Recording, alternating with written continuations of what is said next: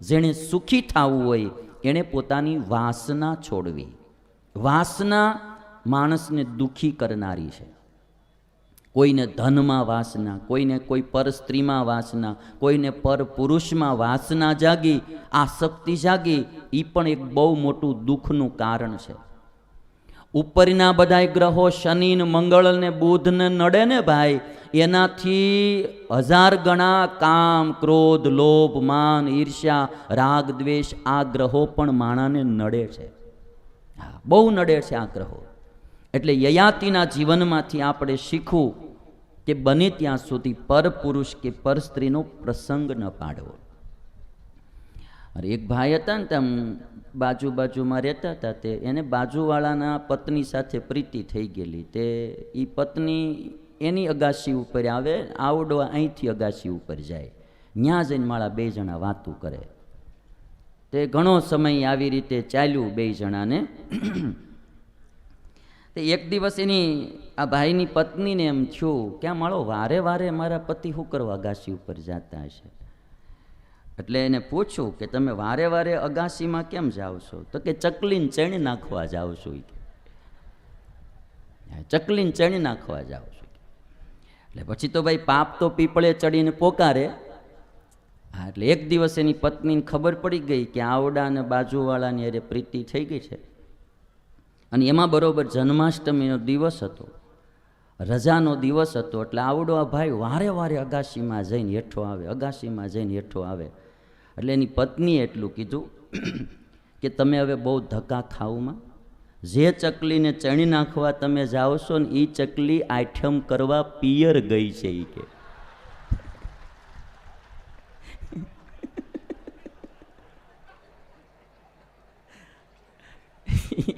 એ આઠમ કરવા પિયર. એટલે યયાતિના જીવનમાંથી શીખ્યા જેવું તો ખરું હો ભાઈ. હા, બહુ બધા આવા પ્રશ્નો આવે છે આજે. કારણ કે અમારે તો શું છે કે ડૉક્ટર હોય ને એને ખબર હોય કેટલી પ્રકારના રોગ અટાણે થાય છે. હા, એમ અમે આમ ડૉક્ટર નહીં પણ જીવન ડૉક્ટર ખરા. એટલે ભાત ભાતના પ્રશ્નો લઈને લોકો આવે ને એટલે આપણને ખબર પડે કે સમાજમાં હડો ક્યાં ક્યાં થઈ રહ્યો છે. એને લઈને સમાજ દુઃખી થાય છે. હા, તમે માનો ન માનો, પણ જ્યારથી આ સ્માર્ટફોન ને આ બધું નેટ ને ખૂબ વધ્યું ને ભાઈ, લોકોએ એનો સારો ઉપયોગ ઓછો કર્યો, મોડો બહુ કર્યો. વોટ્સઅપ, ફેસબુક, ઇન્સ્ટાગ્રામ, અને એમાંય ધીરુભાઈના છોકરાઓએ ફ્રી કર્યું જીઓમાં, ત્યારથી તો આડો આંક વાળી દીધો ભાઈ. જ્યાં જો અહીંયા બધા મોબાઈલ લઈને જ બેસી ગયા હોય, ગમે એની રે વાતું, આ તે બીજું ત્રીજું. બહેનો પણ આમાં એટલા બધા લાગી ગયા છે, ઘરે નવરા હોય આખો દાડો વોટ્સઅપમાં ગમે એની રે વાતું કર્યા કરે, પછી જીવનમાં મજા નહીં રહી. હા, અને એક વાત બહુ પાકી છે કે માણસ જેટલો સંયમ પાળે ને એટલો સુખી થાય, જેટલો સ્વચ્છંદી બને એટલો વહેલો મોડો દુઃખી થાય. એટલે જરાક એક પત્ની વ્રતને, એક પત્ની વ્રતને, એક પતિવ્રત પાળો. રામના જીવનમાં એ પણ એક બહુ મોટી વાત હતી. રામચંદ્ર ભગવાન અયોધ્યા પાછા આવ્યા પછી સીતાજીને વનમાં મોકલ્યા. યજ્ઞ ચાલતો હતો. ઋત્વિજોએ કહ્યું કે પત્ની વિના યજ્ઞ ન થાય, માટે તમે કાં સીતાજીને પાછા બોલાવો અને કાં બીજા વિવાહ કરો. રામચંદ્ર ભગવાને કીધું કે સીતાજી એક જ મારા પત્ની છે, સીતાજી સિવાયના બધા નારી મારે મા, બેન અને દીકરી સમાન છે. એક પત્ની વ્રત હતું રામના જીવનમાં. વાલ્મીકી રામાયણ એવું બોલે કે રાજા દશરથને 350 રાણીઓ હતી. પેલાના જમાનામાં રાજાઓ રાણીઓ ઘણી કરતા, પણ રામચંદ્ર ભગવાને એ પોતાના જીવનમાં સુધારો કરી એક પત્ની વ્રત રાખ્યું. સીતાજીના જીવનમાં જુઓ તો એક પતિવ્રત.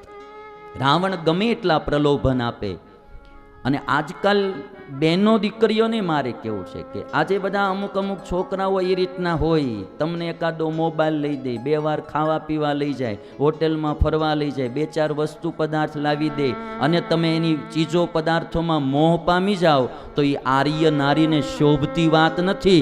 સીતાની કથા સાંભળવી જોઈએ. રાવણ જેવો રાવણ લંકાના પ્રલોભન આપે, એમ કે મારી મંદોદરી આદિ બધી રાણીઓ તારી દાસી થઈ જાય, પણ સીતાએ ઊંચી નજર કરી રાવણની હામું નથી જોયું. આ આર્ય નારીનો પ્રભાવ છે ભાઈ. કંઈક માણસમાં નૂર હોવું જોઈએ, કંઈક ખુમારી હોવી જોઈએ કે હું ભારત દેશનો છું, હા હું ભારત દેશની છું, મારાથી આ ન થાય. મારા માતા પિતા, મારા કુળની મર્યાદા એને મૂકીને મારે ગમે એમ ડોલાય નહીં, ગમે ત્યાં જવાય નહીં. અમારે જુનાગઢમાં ગુણાતીતાનંદ સ્વામી 200 વર્ષ પહેલાં જુનાગઢમાં રહેતા, અને એમને ગાયો લેવા માટે ભગતને પરગામ મોકલેલા, અને ભગત ગાય લઈને આવતો તો કોઈ ભરવાડ ભાઈ પાસેથી ગાય લઈને. ખુમારી કેવી હોય એ તમે જોજો.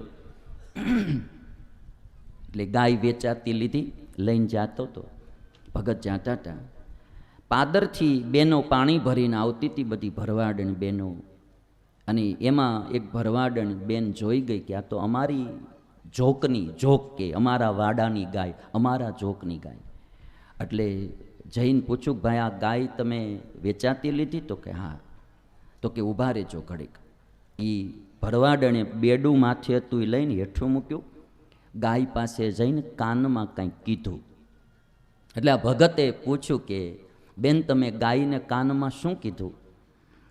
તો કે ભાઈ મેં એટલું કીધું કે હે ગાય માવડી, તું આજ અમારી જોક છોડી પારકે ઘરે જાશો, ટાણે કટાણે કોઈ દોવા આવે તો દોવા દેજે, કોઈ દી પૂછડું ઉલાળતી નહીં ને પાટું કોઈ દી મારતી નહીં, અમારી જોકની લાજ રાખજે. તું કે અમારા જોકની લાજ રાખજે. એક ભરવાડણ બાઈએ ગાયને બોલે અમારા જોકની તું લાજ રાખજે. અને ભગતે આવીને ગુણાતીતાનંદ સ્વામીને વાત કરી, સ્વામી આવી રીતની ઘટના ઘટી.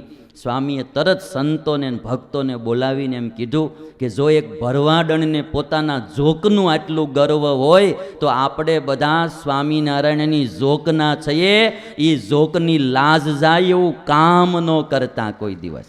ગુણાતીતાનંદ સ્વામી આ બોલ્યા. એમ દીકરા દીકરીઓ બધાને આપણને એમ રહેવું જોઈએ કે આપણે ભારતના છીએ, આપણે આ કયા પરિવારના છીએ. નાની નાની બાબતમાં લોભાઈ ન જવું. એટલું એટલું એટલું આમ હલકું જીવન ન જીવવું. કોકની 2-3 વસ્તુમાં પદાર્થમાં લેવાઈ જાય, લોભાઈ જાય, એવું હલકું જીવન ન જીવવું. કંઈક આપણા જીવનની ખુમારી આપણને હોવી જોઈએ. હું જો અમારા સાધુને કહી દઉં, મેં કીધું જે માણસ દાન દઈને દબાવતો હોય ને એવાનું દાને ન લેવું. એવાનું દાન ન લેવું. પછી આપણા પૂછડા દૈબા જ કરે વારે ફરે તો આપણે એવું દાન લઈને જવું જ ક્યાં? એ પૈસાને આપણે શું કરવાનો? આપણી ખુમારીને મારી નાખે એવા માણાનું દાન ન લેવાય. અમુક તો અહીંયા થોડુંક દઈને પર કંટ્રોલ જ કર્યા કરે નકરોથી, એમ થોડું જીવન જીવાય. એક ભાઈ મને આજથી લગભગ 15 વર્ષ પહેલાં મને કે મારે 5 કરોડ રૂપિયા તમને દેવાના, તમે હું જરાક કહું ને એટલું તમારે કરવાનું. મેં કીધું આ સ્વામિનારાયણની અર્થે ભેખ લીધો એને 25 વર્ષ થયા, એણે જેટલું શિક્ષાપત્રીમાં કીધું એ હજી નથી થતું, અને તું આ નવો ક્યાંથી આવ્યો? મેં કીધું તારા રૂપિયા તારી પાસે રાખ. દબવે કોઈ માણા ખોટી રીતે તો એવા રૂપિયાનો, એવું દાની કોઈનું ન લેવાય. એટલે મારે બેનું દીકરીઓને ખાસ કહેવું છે કે જે આજે અમુક ટોળકીઓ આજે આપણા હિન્દુઓની દીકરીઓને ફસાવતા હોય, તો દીકરીઓ શૂરવીર હોવી જોઈએ. આમ ફણીધર નાગની જેમ ફૂફાડા મારી એવી હોવી જોઈએ. પડખેથી કોઈને નીકળતાય બીક લાગે ને એવી આર્ય નારીમાં શૂરવીરતા હોવી જોઈએ.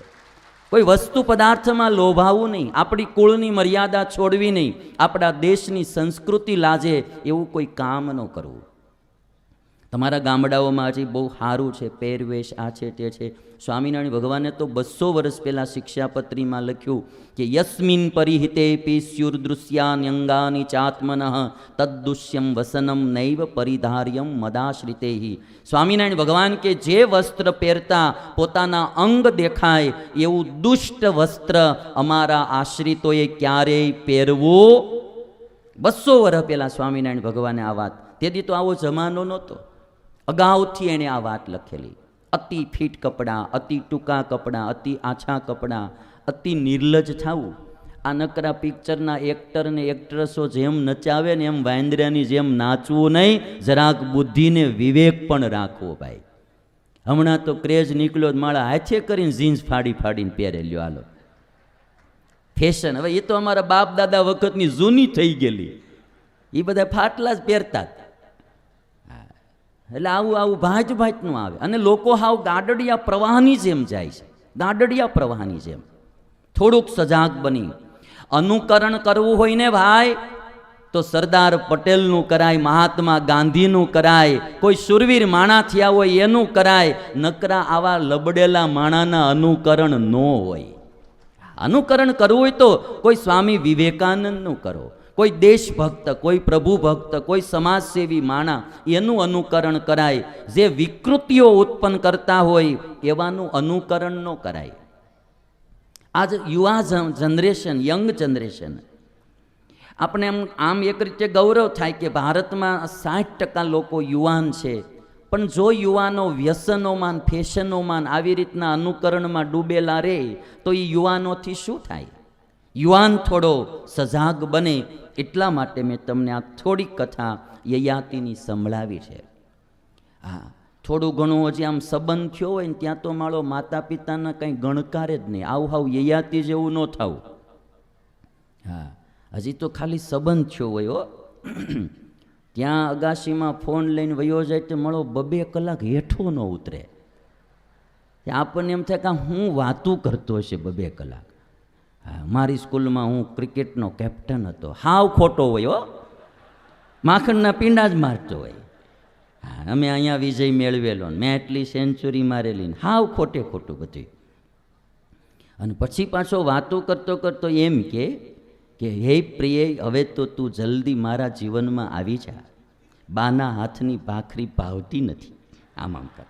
એટલે આ 20 વર્ષ રોજ 3 ઉલાળી જતો ને ઘડીકમાં ભાખરી ભાવતી બંધ થઈ ગઈ. એટલે આવા વેવલા હાવ થઈ જાય માણા. આ પ્રીતિ જરૂર હોવી જોઈએ પણ આવા વેવલા વેડા કરવાની જરૂર ન હોય. એટલે યુવાનો થોડાક સજાગ બને એટલે મેં યયાતિની તમને આ કથા થોડી સંભળાવી.